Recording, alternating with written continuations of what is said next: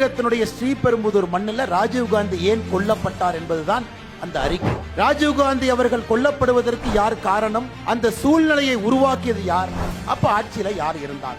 அந்த அறிக்கையினுடைய மிக முக்கியமான கருத்துக்கள், அப்பொழுது முதல்வர் கருணாநிதி அவர்கள் 1991 காலகட்டத்தில் யார் இருந்தாங்களோ அவர்கள் எல்டிடியினுடைய நடேசன் என்பவர்கிட்ட சொல்றாங்க, எந்தெந்த பகுதியில் நீங்க இருக்கிறீங்களோ முதல்ல என்கிட்ட சொல்லிருங்க, அங்கே காவல்துறையை அனுப்ப மாட்டோம் என்று அவர்கள் சொன்னது இன்டெலிஜென்ஸ் பியூரோ உளவுத்துறை ஒரு ரிப்போர்ட்டா மேல டெல்லிக்கு அனுப்புறாங்க. இந்த அறிக்கையினுடைய முதல் பகுதி.